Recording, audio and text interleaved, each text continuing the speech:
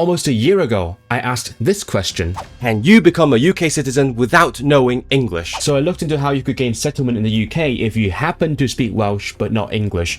Hypothetically, of course, since you're listening to me in English right now. Unless YouTube has changed again and forced the AI dub thing on my channel against my will. In last year's video, I told you what I learned after reading pages upon pages of guidance and laws on the issue. This document, for example, is the internal guidance for how the language requirements can be satisfied. I've identified everything that's been said in it about minority languages, and what I found was very little. For those who are not in the know, the Home Office requires a B1 level in English in order to gain settlement or citizenship. So it's around an intermediate level where you can do most daily life things in English, but not really advanced technical things.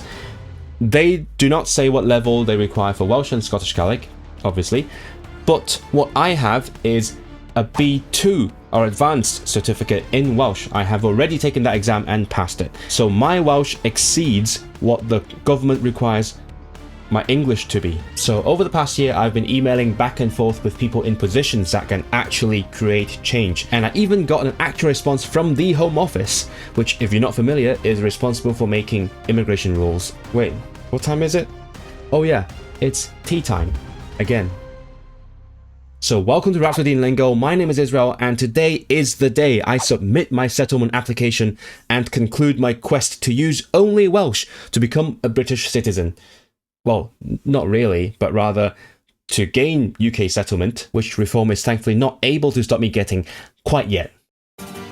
So I was gonna script the entire thing, but then I changed my mind and decided I'm just gonna prepare all the materials and speak from the heart, as if I'm live. It's one of my more relaxed videos, even though the topic is quite tense. So first things first, I do have to reiterate once again, settlement, aka indefinite leave to remain, is not the same thing as citizenship. So citizenship is when you get the actual British passport. And as much as I talk about becoming a British citizen through Welsh, on my visa's route, and as far as I know most other routes out there, such as becoming a citizen through working here, most of the gatekeeping happens when you gain settlement rather than citizenship, which to be fair makes it a little bit less satisfying, especially considering the stuff that I've been talking about all over social media and the media, but you know what, it is what it is.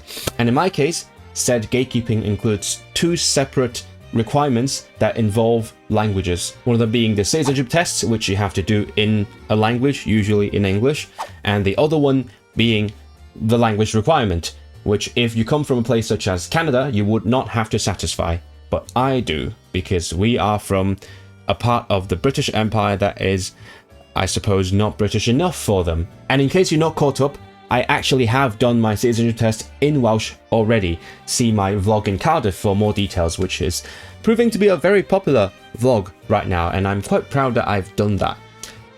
But now let's focus on the other one, which is the language requirement. So in my last video, I talked about how there is a clear legal requirement for the Home Office to accept Welsh and Scottish Gaelic, well, not quite Irish yet, but in the future maybe, as a substitute for the English language in terms of becoming a British citizen or gaining settlement for that matter. But there is zero guidance on how to do that because they just don't have the provisions. When it comes to English, there is a gazillion tests that they say you can take, all exuberantly expensive, but you can just go to any of those tests and do them. More on the specifics about those tests later because that will come up very soon. Whereas they just have never thought about how a person might satisfy the requirement in Welsh or Scottish Gaelic. I don't think there is a test in Scottish Gaelic available quite yet, but in Welsh there are tests available and they are not mentioned in the guidance. So in my last video I also mentioned in like a cutaway that there is a German linguist who is very interested in these issues in the UK, and he had, by the time I read his blog, he had contacted lots of MPs to push for change and push for the Home Office to actually, you know, make that doable, make it accessible, make it satisfiable. By the time I filmed that video, he hadn't written any update on those requests, so I assumed that he hadn't got any response from the MPs. So that's fine. So instead of contacting MPs, what I did was something more, I guess, specific to the Welsh language. So in Wales, there's this thing called the Welsh Language Commissioner, which is an organisation, a body, a public body, established in the Welsh Language Measure 2011 in the Senedd, aka the Welsh Parliament. So what it does is kind of like the OQLF in Quebec, you know, the language police that I've made a video about.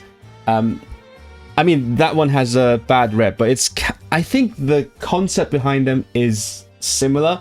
Basically, the Welsh Language Commissioner monitors the different organizations, public or private, and ensures that they make the services available in Welsh when requested. And if a service is not available in Welsh, that means, you know, the language equality is not being respected, and then they will do something about it. There's something like a compliance notice, etc., etc. So basically, if you want to use Welsh in Wales and you're not able to for some reason, you can talk to them and they will try to work out a way to make it work. That's the way I understood it. I think I'm not too far off. And also, like many people, I was misled by the name because it sounds like it's one person, right? The Welsh Language Commissioner. I mean, there is a person called the Welsh Language Commissioner, but there's also an entire office behind the person, I guess. So yeah, what I've done was basically talk to them. And yeah, an upcoming chunk of this video is just going to be me reading the emails that I've sent and received from them. And by the end of that, you'll see what the Home Office has officially responded to my requests and pressure, I guess. Throughout the past year, I have been talking to this person within that office who is a swyddog hybu cydymffurfiaeth. So I'm just going to read out and live translate the important bits of those emails to you. Obviously, I wrote to them in Welsh. Actually, you know what, fun fact, that is how I learned and practiced how to write formal Welsh, because Welsh is very different when you write it formally and informally.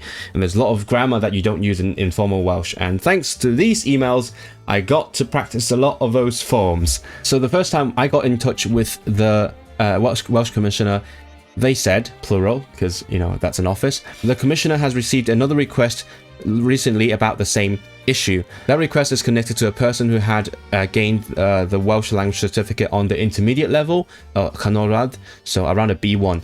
I have a B2, by the way, so that's advanced Welsh, and that is more than what the government requires for citizenship or settlement. So after they received that other request, they had actually already talked to the Home Office to ask for a confirmation of the situation. And the contact in the Home Office had contacted the department that was responsible for this, and they were expecting a response. And they also noted to the Home Office that a number of similar cases might arise over the next months and years. So there is a need for the Home Office to find a solution to this issue. That was the first thing they said to me. Good. And then my communication with the Welsh Language Commissioner sort of took a different turn, because at that time, again, you can see my video from New Year's Eve. Around the end of 2025 and the beginning of 2026, I got very concerned with the citizenship test thing, because they was the company responsible for the test was stalling me, and I was starting to worry that I would not be able to take the test in Welsh. So I wrote a very long letter, very detailed, lots of timelines and exact communications and attachments with the Welsh Commissioner to talk about that, because obviously that is, you know, the exact kind of stuff you should be complaining to the Welsh Commissioner about. You know, I'm trying to do this thing which I legally should be able to do in Welsh, but I'm not. But that is no longer relevant to this video, this discussion, because I've done that already. That has been resolved. So let's skip ahead to mid-January. So I hadn't actually booked my citizenship test at that point yet, but I was getting close to booking it. That was around the time when the higher up person within the company doing this citizenship test had gotten in touch with me personally to resolve the matter. So I was feeling more confident, and at that time the Welsh Commissioner was saying, oh, I'm gonna talk to the Home Office about this and discuss this matter. So I said, well, if you're talking to the Home Office anyway, can you also help me ask about the language requirements? We were talking about this before we turned the focus to the citizenship test, and they are two separate things in the process, as I keep reminding you guys. At that time, I was considering several options. I was considering, well, obviously talking to the Home Office indirectly to ask them to accept my Welsh certificate, or the risky play, which was to submit it anyway and then dare them to reject me. And I continue writing, I will be applying for ILR or settlement in March or April. Well, to be precise, that is now. Today, in this very hour, I would be applying for that.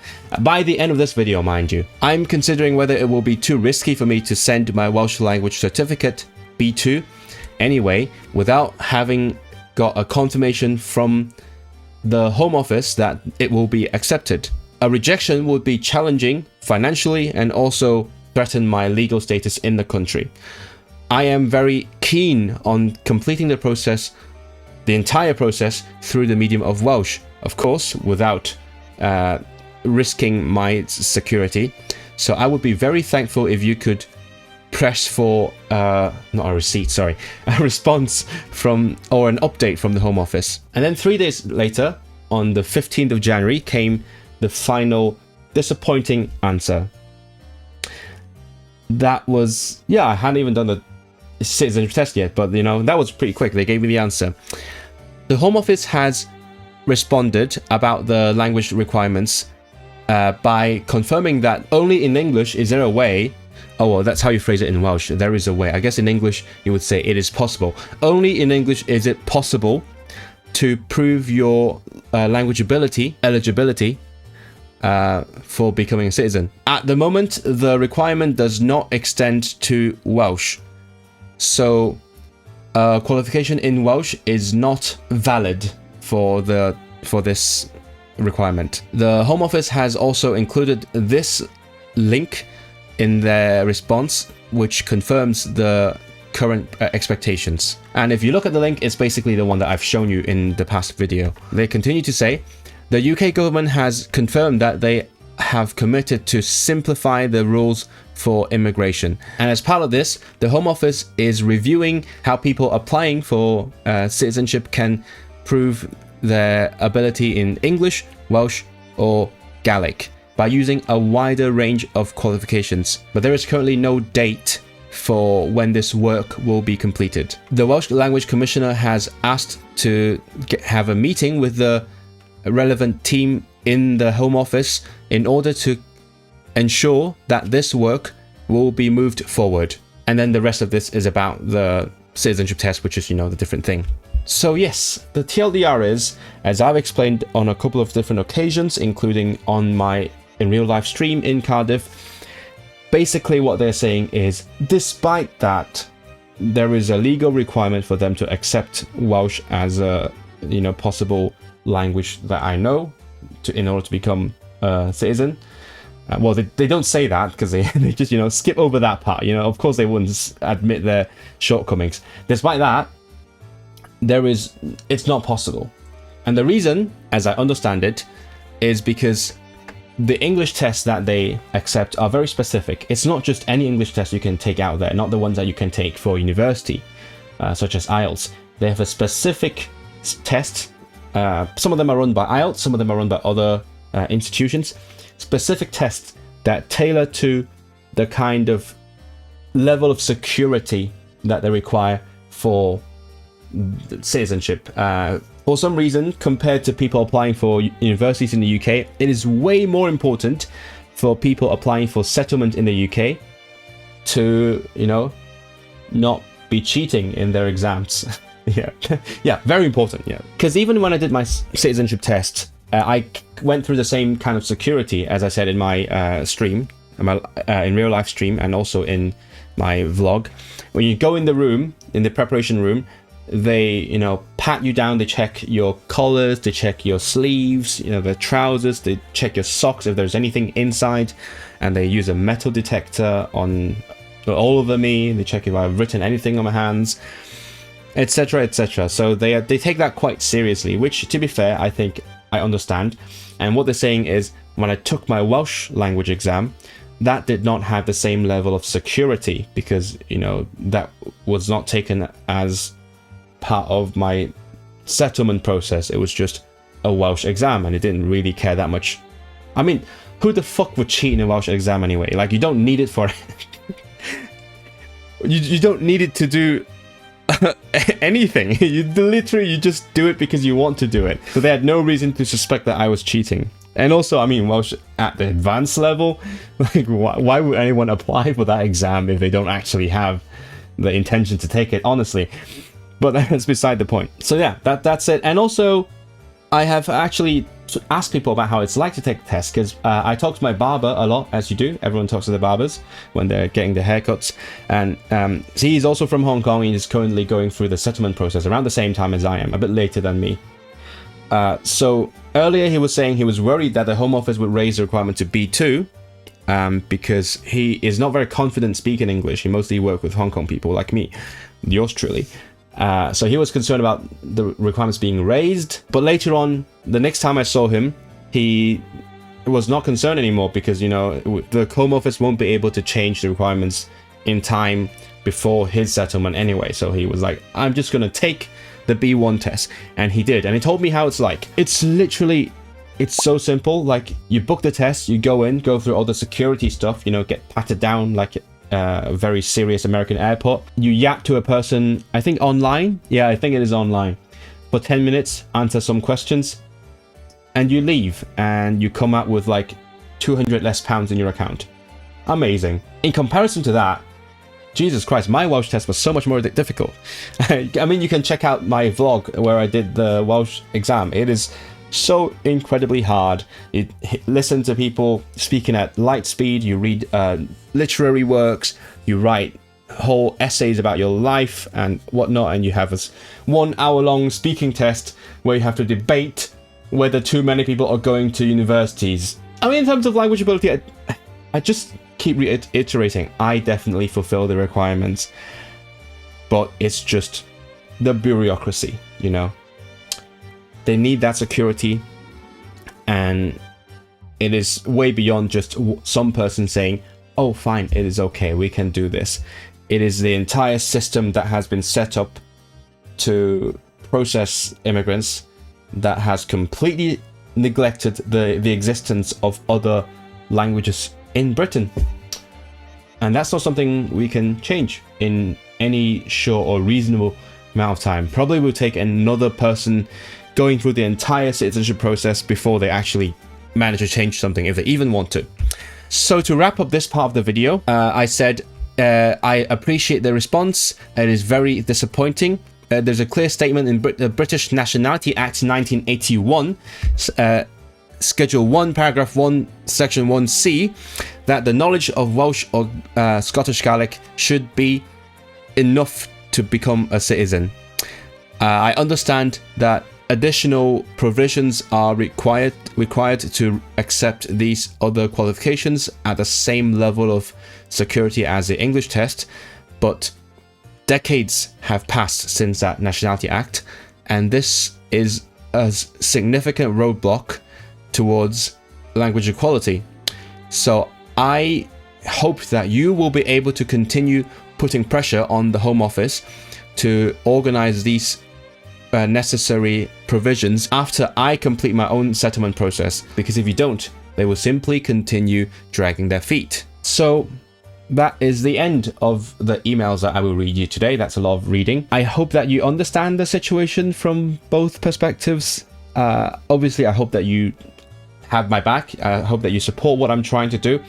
I know lots of you watching my stuff have a lot of disdain for what I'm doing. You know, I mean, I just got a new comment this morning saying, oh, why would they do this official work in this dead toy language? I think that's what was said in the comment. But you know, Welsh is a language of the UK and is of the indigenous people of this country, and it is being spoken as a native language on these lands, and I just think it is important to respect that. Is it that difficult? I don't know, man. I just love language diversity and equality. What can I say? That's because of my background. Anyway, this is not just about me. Before we wrap this up, I think it's important to note that, in my opinion, this should be illegal, that they do not provide a single method for me to prove my knowledge of Welsh for the sake of settlement. I don't mind that they don't accept my specific certificate because, you know, I did that without having asked them first. But there should be a way of doing that. But also, my visa is running out in exactly 28 days from now. And as much as I have tried my best to make things work in the lead up to this moment, at this point, it is way more important to make sure that I do get my residency or settlement than anything else. So what I'm saying is I've tried my best and there's not much I can do. I definitely think that I would have a strong case if I were to take this to a judicial review, but at the same time, any legal action would definitely take way too long. And also, I don't have a lawyer. And not to mention, you know, if we lose, we pay the court fees, which I can barely afford the $3,000 I have to pay for settlement. So I would definitely not be able to afford any court fees if we lose. By the way, if you want to help me out with a settlement, please do donate to my settlement fund through the links below. Just to reiterate, I'm about to pay $3,000 to the Home Office in order to stay in the UK and do whatever I do. I'm about to do that in maybe an hour. To quote a friend of mine, I'm not privileged enough to play with the legal system. I'm just a lowly immigrant, so I suppose a judicial review is not in order for now. But as I said, the Welsh Commissioner has promised to, you know, keep putting pressure on the Home Office, and assuming that they keep doing that, I will certainly keep an eye out for that. And also, a second thing to note is that there's still a different pathway to potentially gain settlement through Welsh, because there's the option of getting a degree in Welsh. Because, well, if we look at English language requirements, you either take the English tests or you have a degree studied in the UK in English. So in theory, if you have a degree from the UK studied in Welsh, that could potentially satisfy the requirements. But again, you would have to ask them to confirm that before that. And indeed, in my email that I read you, I asked if it would be possible to potentially get a degree in Welsh and then use it as proof of my language ability. Not that I'm going to do that, obviously, because I've done as many degrees as I can. But I know someone who has gotten in touch with me via email saying that they are doing exactly that. There is someone out there who is not a native Welsh speaker, who has learned Welsh and who is studying in university in Welsh, and they're trying to accomplish what I couldn't. So I wish this person all the best, and on behalf of this person, I will continue to ask the Welsh Language Commissioner to continue to ask the Home Office if that would be allowed. Anyway, when all is said and done, I think my journey gaining citizenship through Welsh is coming to a close. Not that I'm applying for citizenship, no, I have to stress again, I'm not applying for citizenship quite yet, but all the requirements for citizenship happen at this stage right now. So, with that said, it is time for me to actually do the honors. Alright, the time has come. That is my visa, by the way. So, settle in the UK. Let's go down there. Apply to settle in the UK. I will have to go to some sort of center to get my biometrics fingerprints taken. I think they're actually removing that requirement in like 2 weeks, which, I mean, I could in theory wait for that, but also I want to do that quickly because I want to go to the polyglot gathering in late May, because while they're processing my application, I will not be allowed to leave the UK. So I want to submit my application ASAP so that they finish processing it ASAP so that I maximize my chances that I can go to the gathering in Brno, in the Czech Republic. Which category? British national overseas. Your name, as shown in your... Oh, I can be doctor very soon. Well, not on my passport quite yet, but you know. Should I do that, chat? Should I do that in future when I get my... Should I put that in my passport? I could do it. I could do it. Country of birth, Hong Kong. British Hong Kong, actually. The Hong Kong Special Administrative Region of China did not exist when I was born. Great, so I have to tell them about every single time I've left the UK. But thankfully, I do have everything in a nice little spreadsheet. So I'm just going to copy everything. Holland. Finland. Wait, what? Portugal, Spain, Lithuania. No, that's it. When did you... Wait, what? Okay, so this one is just... There's just one trip. Okay, that's just one trip. Great. But like I went to multiple places in one trip. How do I... What? I'm confused. If I do not say that I left the country, then I would be lying. But when I honestly tell them that I left and returned on the same day, the system does not accept it. So what do? Do I have to lie? Have you passed the life in the UK test? That is the key, chat. That is the key thing. I need my reference number. Where's my reference number for the life in the UK test? Save and continue. Amazing. That's the whole thing I was working towards. I was passed in Welsh. But I have a degree in English. So I'm going to have to do this instead of submitting my Welsh certificate, which is sad, but that's fine. War crimes. Have you ever committed a war crime? At least according to my comment section, people seem to think that I have committed war crimes. Okay, I'll do that later. I'm gonna have to go to sleep now. The following day. Hey chat, I'm back. So one of the problems I was having was that for every absence from the UK, I had to tell them where I went to, including which countries I went through. The problem was that the form only let me choose one country per absence. So I was like, do I just pretend I went to that one country and back without going through all the countries? What if I went to multiple countries on one trip? Do British people just never travel to more than one country at a time? You know what? That actually checks out. It's basically just the Canary Islands, you know, Ibiza, Benidorm, and Greece, right? So that makes sense. So I asked my friends, and what they did was basically put the other countries in the little text box where you're supposed to explain what you did.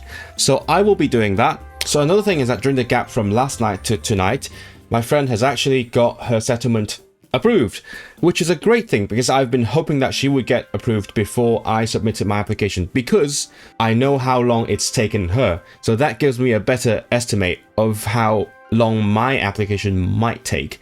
It's probably going to be longer, but now I'm slightly more optimistic. So you know what? I'll just go for it. I'm not going to pay the extra £500 and let's go. Approve. Thank you, Home Office, for taking my money. It's all going your way now. Enjoy the £3,000. Enjoy whatever you're gonna do with it. Payment successful. I wonder if it's gonna be hard to get an appointment because of how many Hong Kong people are in Manchester. I wouldn't be surprised if it's like really full.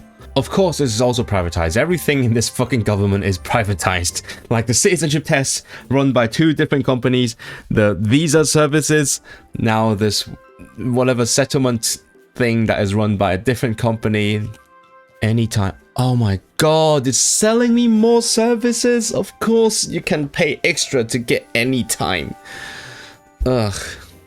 They have a document scanning service for £50. Oh my god, this is a nightmare. They're forcing me to pay. They're forcing me to fucking pay extra. I hate them so much. £60 for this fucking thing. And I have to wake up at like 7 o'clock or something. What a lucrative business, right? What can I say at the very end of this video? Well, I've come a long way. I mean, from the moment I started living in the UK, which was almost 8 years ago, or 7.5 years ago, I didn't realize I would end up staying in the UK. Like, I was going to be here for a degree and then go home. But things happened in Hong Kong as well as in the UK. My life has changed a lot. My lifestyle has changed. My personality has changed. And now I'm sort of in too deep now. I mean, when I first came here, there was no way I could have known that I would end up learning one of the indigenous languages of this island. Well, actually, kind of multiple ones now. But, you know, that's a topic for another video. Not only have I learned the language, but I've also kind of become one of its loudest proponents, ? I can't make a mental list of who's the loudest, but I think I have been relatively loud. I've done a lot of things that lots of people have not done before. Yeah, never expected to develop this strong connection to not only the language, which to be honest, I do feel the strongest connection with the language more than anything, but also the culture, or the cultures that are on this island, the people I've met, I've worked with, I've lived with, and, you know, this land. It's a pretty nice island, this, I think. I also have a very strong love-hate relationship with this country. I think you will see that in a little bit after this. But in conclusion, I could have become the first ever person, potentially, to become a UK citizen without knowing English, legally speaking. Well, I won't, because of everything I've mentioned in this video, but I could have. I was this close to accomplishing it. And I think that's beautiful. But now, it is time to press submit. Thank you all so much for following this citizenship saga. It has been such a long journey since I think, first asked the question if I could become a citizen without using English, and then I did the citizenship test. I did everything. I studied on live. I did the actual test. I went on radio, went on the telly. It's been such a fruitful and enriching journey. I've met so many very nice people. I've met so many of you who are very supportive of what I'm trying to do, but we are quite close to the end of this journey. The only part left in this saga, I think, will be the citizenship ceremony in a year's time. And don't worry, I'll see you by then. Or rather, you'll see me, because I'll be filming. So, until the next video.